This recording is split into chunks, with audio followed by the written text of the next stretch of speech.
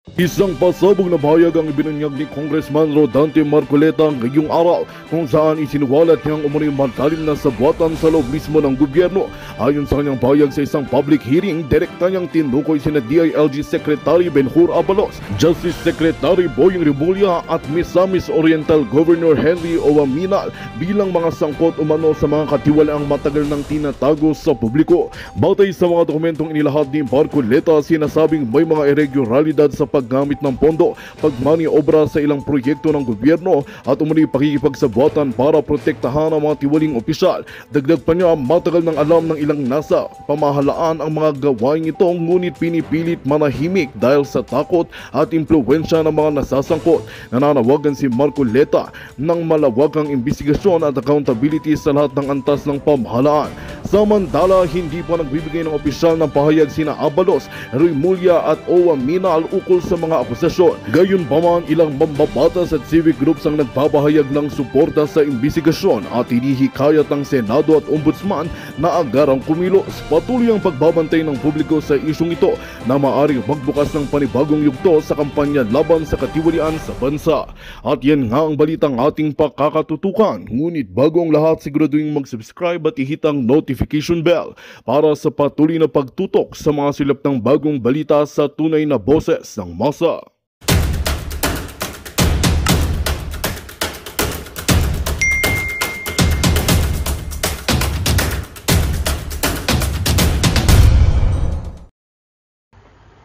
Isa pang issue pala ko, ito controversial ito at mukhang sa social media ay pinag-uusap-usapan po ito dahil sa, kung hindi ako nagkakamali, sa isang probinsya po ito at noon pa man ay nadidiscuss natin. Pero ngayon, iba issue dito sapagkat meron atang local chief executive na sinuspinde sa isang probinsya, kung hindi ako nagkakamali, Misamis Oriental ba ito o Misamis Occidental? Occidental, yan po. Na yung mayor ho doon, o vice mayor ata, ay sinuspinde. Nako, nang naalaala ko, ang gobernador dito, bago kayong higher blood din ko, baka kasi ito, pag narinig yung pangalan nito, tumataas po ang presyo nyo. Ito hong si dating Congressman Henry Owaminal. Ay mukhang sa din ho ata ang may pakana ukol doon sa pagkakagulo sa isang lugar, sa kanyang probinsya, at pinasuspindi ata yung incumbent vice mayor ba ito o mayor. Naku! Ito po ang viral ngayon sa social media, Kong. Napalitan na yata yung apelido niyan Hindi po, wala akong petition ko. Wala akong... Yan narinig ko ngayon animal na daw Waminal na daw yung pangalan. Si Kong Marcoleta talaga pala biro dito si Kong Marcoleta, no? Narinig niyo yun, galing po yun kay Kong Marcoleta, Waminal, Waminal na po yung pangalan, nagbago na, pinalitan na, Governor Waminal na siya ngayon. Grabe talaga si Kong Marcoleta talaga. Pag bumanat talaga, no? Yan po ang kailangan natin, si Kong Marcoleta, mga kaibigan. Yan po ang gusto namin, Kong. Hoy, Kong, salamat po. At bumalik ka na. Di ba? Yan po ang kailangan natin, pag si Kong Marcoleta po ang bumanat, guys, talagang, naku, sa poll talaga, sigurado. Wala pong preno-preno yan. Ang galing po talaga, guys, di ba? Ngayon, yung Waminal, naging animal na. Tuloy po natin, guys, tuloy po natin. Ito. Disgrasya. Ito ko ba nabalitaan nyo rin ba? Naririnig ko lang. Lalo na ngayon, nababalitaan ko. Opo. Kilala ko yan, pinag-usig ko nga yan Alam nyo naman yun, Deputy Speaker yan, kasama ko sa Congress. Kasabay nyo po, 18 Congress yun, pareho kami Deputy Speaker. Ngayon, matibay ang kanyang paniniwala na ang isang katulad ko ay hindi ko gagawin yun sapagkat pareho kaming congressman, pareho kaming deputy speaker. At kinausap niya ako na, bro, kanya, pag-isipan mo na yung gagawin mo sa akin. Mukhang, huwag mong ikompromiso kanya yung pagiging magkaibigan natin dyan. Baka magkasira tayo. Kaya nga kita ako kinakausap para mapanatili natin ang ating pagkakaibigan. Kung makikinig ka sa akin, mananatili yun. Kapag hindi ka nakikinig sa akin, di magkakahiwalay na tayo. Ayun, diba? Tama naman. Magkahiwalay nga kami dahil hindi siya nakinig sa akin. Opo. Oo, napatunayan lahat yung nung pinag-usig ko siya doon sa isang housing project na itinayo niya doon sa Ayun. Osamis City. Opo. Na kung saan yung anak niya ay nagsisilbing mayor. Dating mayor, opo. Yung pinaglagyan niya mismo ng housing project doon sa barangay na yung kapatid naman niya ang barangay captain. Yung city administrator naman Opo. na kung saan mayor yung kanyang anak Anak. Opo. ay bayaw niya sapagkat kapatid ng kanyang Maria asawa. Ayun, opo. Ayan, Lahat oo. ng ano? Then napatunayan lahat. Lahat ng hindi maganda. Lahat ng irregularities ko. Lahat ng irregularidad sa pamamahala Oo. ng isang local government ay napatunayan lahat doon sa kanyang lugar. Ibig sabihin, Okay. kung gagawa ka ng libro ko na handbook on bad governance, Oo. ito ang Gagawa ka Isang ng napakagandang halimbawa. gagawa ka ng isang libro na ang pangalan ay yung kanyang titulo, ang pinakamasamang pamamahala sa isang local government. Exhibit A yun. Oo. Ha? Isip-isipin mo, hawak niya lahat ng mga sangay ng gobyerno Grabe, no? sa Region 10. Okay. Kasi alam mo yung ating pamahalaan, may kanya-kanyang regional offices. Totoo po yan, opo. Ang DPWH merong opisina Region 10. Ano? Ang DILG meron ding opisina doon. Opo. Region 10. Grabe. Ang COA meron din. Opo. Ang human rights nandun din. Ang PCUP nandun. Opo. At saka yung National Housing Authority Housing, ha? meron din ganun. NHA, meron din, oo. Lahat ay kanyang ginamit, lahat ay kanyang kinasangkapan para maitayo yung irregular.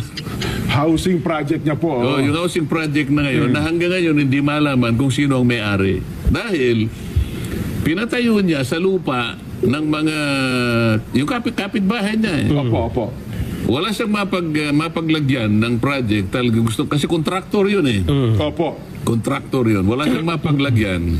Alam mo nakalagay sa batas, lalo na kung pinag-uusapan socialized housing, yung kukunin mo yung mga residential lots, iyon ang panghuli.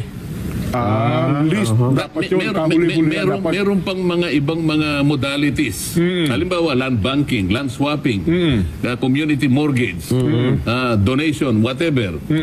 Uunahin mo munang explore lahat yun. Kapag wala ka nang nakuha, sapagkat lahat na exhaust mo na, doon mo lang pagtitsagang kausapin yung baka po gusto nyong yung bilhin price na- namin yan dahil meron pong maganda tayong proyekto rito. Hindi ganun ang ginawa. Ang inuna niya, expropriation.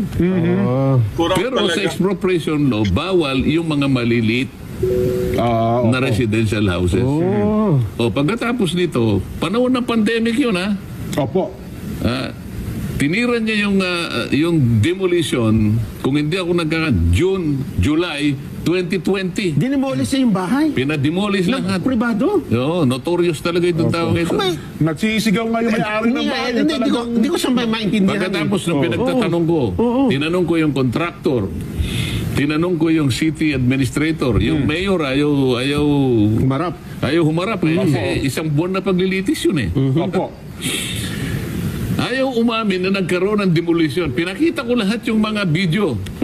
Yung mga backhoe na talagang winawasak ang mga naghihiyawan, hagulgulan ng mga pamilya na naghihiyawan. Oo, Opo, tapos naman, sabi ng city administrator, Your Honor, yan po ay voluntary po nilang pinagtatanggal. Pinakita ko uli yung Ayan, tingnan mo mabuti. Voluntary, umiiyak. Either bulag ka kung nagbubulag-bulagan ka, yan baka ako yung voluntary na nagsisisigaw, humihingi ng awa, humihingi ng saklolo, pati nga ako yung tinawagan. Tingnan mo, winawasak. Oo.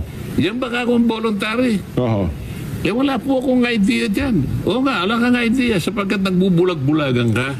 Ha? Oo. Sino pa kayang maniniwalang tao sa'yo? Ganun na nangyari yan. Opo. Napatunayan nyo, nagkaroon ng talaga siya, guys. complete committee report.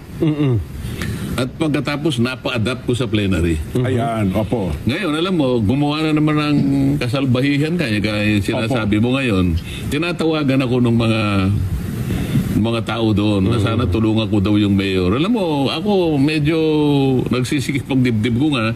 Nakikita ko hanggang ngayon. Nanalo pa nga na governor ngayon. Pero nga po, cabinet governor pala siya ng Manzales. Nanalo. Sabi ko, ako sa panig ko, I did my part already. Grabe. Ibang klase. I have exposed, sabi ko, the evils of that lunatic. Ako pa eh. Opo. Sinabi ko Ang talaga. bibigat ng mga terrible But I nila po. think, sabi Opo. ko, the authorities and the law enforcers should do their job. And they should not fail the people. Kasi isipin mo, ako lang mag-isa doon, sinisisi ko pa nga yung mga kasama ko sa Congress. Lalo-lalo na yung sa bayan muna. Opo. Oh, mga bayan muna representatives na kayo ay mga champion ka ako ng mga mumunti at mga ordinaryong mga mamamayan na hinaharas, na pine-persecute. Hindi ba kayo mga champion? Ba't di, ako na lang mag-isa rito Hindi nyo ba ako tutulungan? Nakangiti lahat sila sa akin. Nakatingin sa akin, nakangiti. Hindi ba kayo tutulong? Nakangiti. O yan, pero kapag kawawa ka niya yung mga magsasaka, kawawa ka niya yung mga malilit na tao na pine-persecute ganito, ganyan. Kami ka niya ang champion. Saan ka nakakita ang champion na ako na lang mag-isang lumalaban? Nagtataka ako doon sa mayor ng pagkakasuspindi ko. Ang nag-serve ng suspension order, yung mga tauhan ng PDRRM, Nelson, na yung mayor, isinakay doon sa kanyang wheelchair, dinala sa ambulansya, mabuti na lamang naharang ng mga kamag-anak Sabi nung kamag-anak na babae, saan nyo dadalhin ang papa ko? Saan mo dadalhin ang si papa? Sabi gano'n. Bakit ang humuli sa kanya, PDRR mo? Hindi naman pulis. Bakit dalhin nyo lang sa ambulansya? Saan ang order?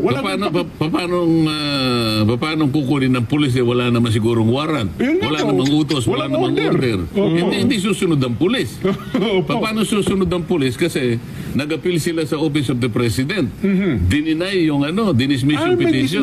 So ni-reverse yung ginawa nila na So may decision po, Executive Secretary Lucas. May decision na hindi nyo pwede kanyang i-implement yan. Ang ginawa nila, naganap sila ng ibang maipupukul do sa mayor. At pagkatapos ay inano uli, ay sinuspindi uli na 60 days.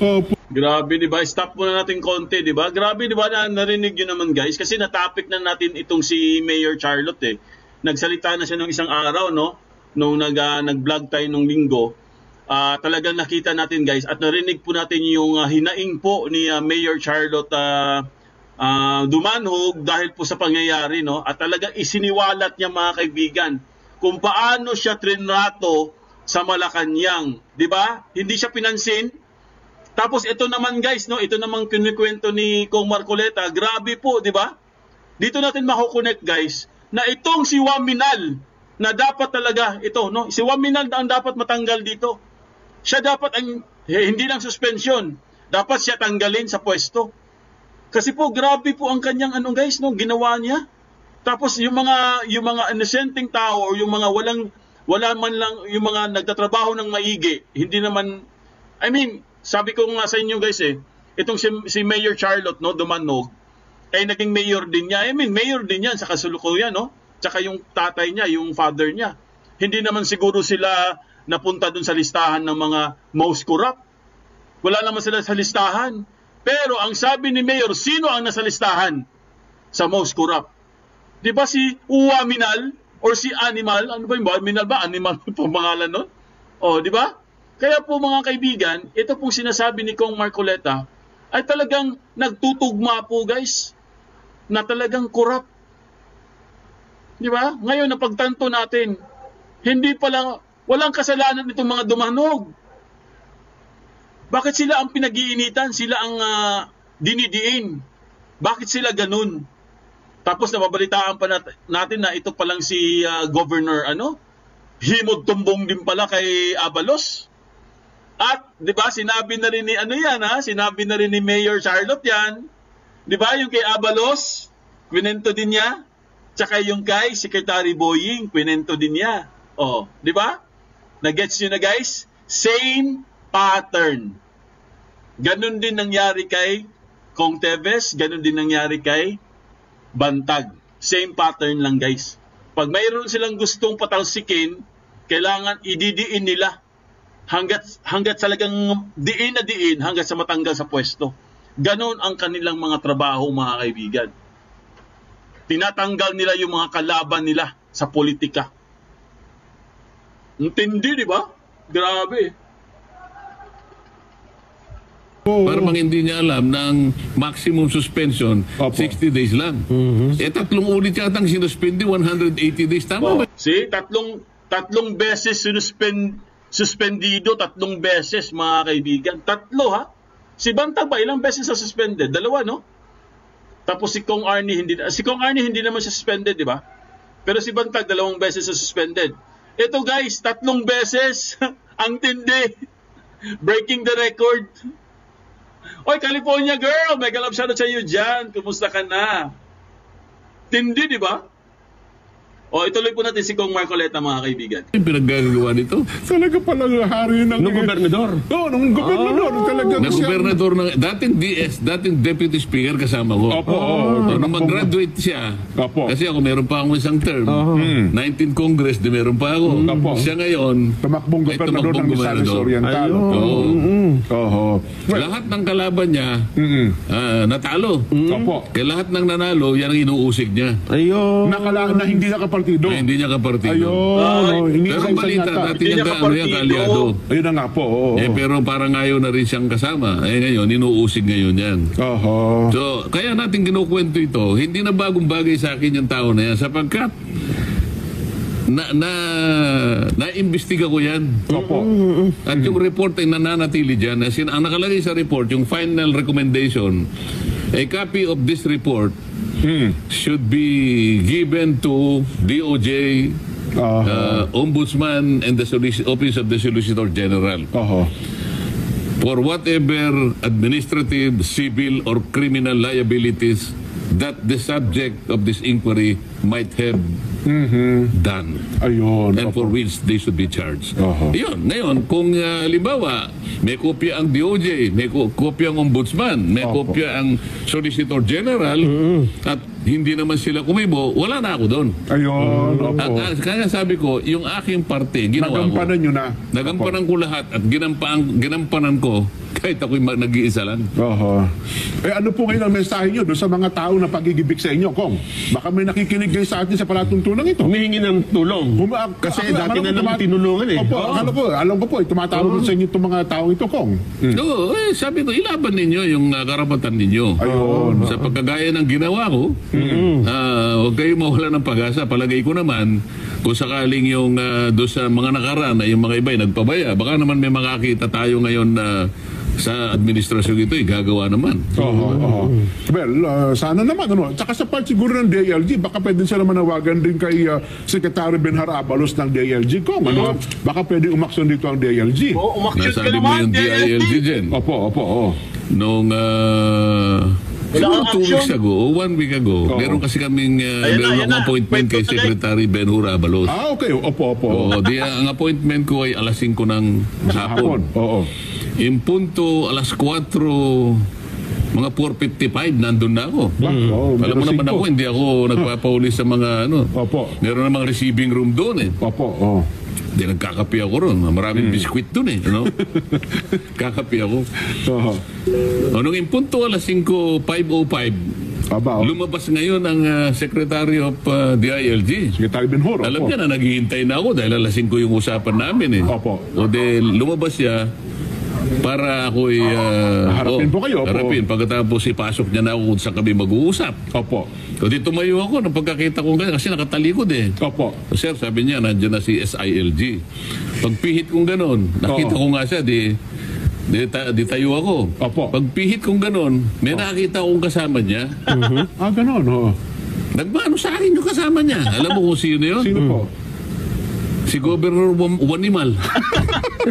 Naunahan kayo. Nagmano pa sa akin eh. Nakita mo naman yan. Kasama yung anak niyang congressman na dating mayor na sinasabi ko sa'yo ng Osamis City. Eh, dapat nagpa-schedule pala kayo alas 4, Kong. Eh, nung malay ko namang nandun yun. Dapat pa. Kumbaga sa chess yan, Kong. Nauna kayo mag-castling. Pero nakita niya na nagmano pa eh. Opo. Nagmano pa. Hindi na natuloy yung usapan ninyo. Ha? Hindi na natuloy yung usapan ninyo. Hindi na. Ayaw ko nga siyang tuloy-tuloy na ako. Ganun po. Naging sibil lang ako sapagkat nakarap yung secretary. Wala namang alam si Secretary Ben Ursano. Opo. Well, ngayon, nung pagpasok kong gano'n, saka na lang kami nag-usap. Ayun. At kung naman napag-usapan namin, sikreto na namin. Ayun. Bagay, nandiyan naman lagi sa DILG sapagkat ang ating kaibigan niya, si Yusek Balusina. Andiyan din po lagi sa barangay ko. Ayun. Inunahan siya ni Governor Waminal. Inunahan siya, 'di ba? Ang may appointment dapat si Kong Marcoleta. Pero pagdating niya doon, andun na po si Governor Waminal. Inunahan na siya. Para siguro hindi makapagpentuhan yung dalawa, inunahan na niya. Kasi alam niya Alam niya na bibirahin siya ni Kong Marcoleta, magsusumbong si Kong Marcoleta kay DILG. Kaso lang, itong si Waminal, mas close sila ni Abalos eh. Meron silang something mga kaibigan eh. Meron silang something. Nabisto ang mga tambalos. Hello, Samuel Membrano. Ayan, mega love shout out sa iyo dyan. At kay, mga tambalos, wala na. Hello, Marcos Claro. Ayan, si Marcos Claro. Lovito Amor. Tama ka, Ed Magente. Bakit hindi pumalag si Kong Marcoleta sa kaso ni Bantag at Teves? Ayan. Inunahan na si Kong Marcoleta ni Abalos para sigurado. Playing safe. Sila ang protektor ng Pogo at mga negosyo nila kasama ang Ambalos. Bonjing, Pansinyo, delay ang proclaim ng PNP chief. Ayaw ni Tambalos. Si Acorda, gusto nila tao nila para walang sagabal Pogo. Tama po, Marcos Claro, I agree. Kaya nila dinidelay ang pag-turnover ng PNP. Dahil ayaw nila, pag hindi nila bata ang uupo. Ayan po. Nabisto na. Hello, Luito Amor. Ayan, sabi po ni Susan Aviles. See, nakita nyo guys? Nakita nyo ang ginagawa po ni Governor Waminal? Ganun po siya katindi mga kaibigan.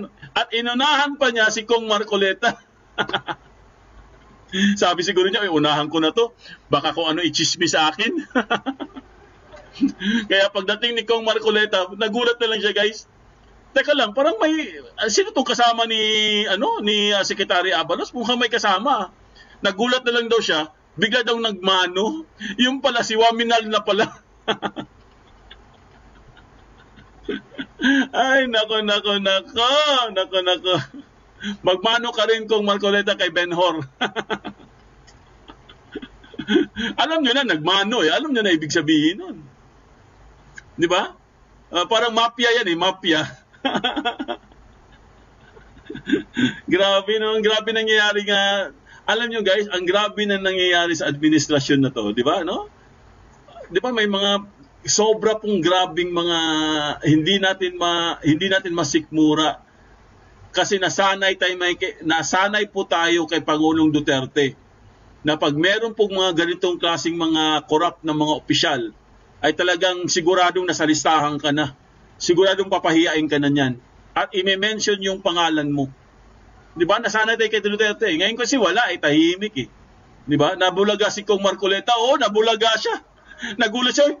Naunahan ako Naunahan ako ni Waminal Diyos ko Lord, ang mga nangyayari. Oo, grabe mga nangyayari ngayon, di ba?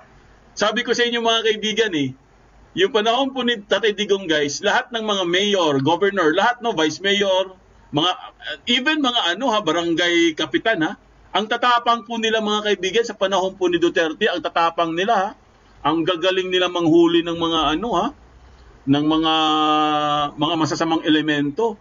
Pero nung wala po si Tatay Digong mga kaibigan, lahat sila tumahimik, lahat sila bahag ang buntot. Magandang balita ang hatid namin sa inyo ngayong araw. Sa pagtatapos ng aming balitaan, nagbigay kami ng mga mahalagang impormasyon. Maraming salamat sa pagtutok at pagsuporta sa aming programa. Huwag kalimutang manatili sa mga susunod na araw para sa mga bagong balita at mga kwento na dapat nating abangan. Mula sa Boses ng Masa, magandang araw Pilipinas!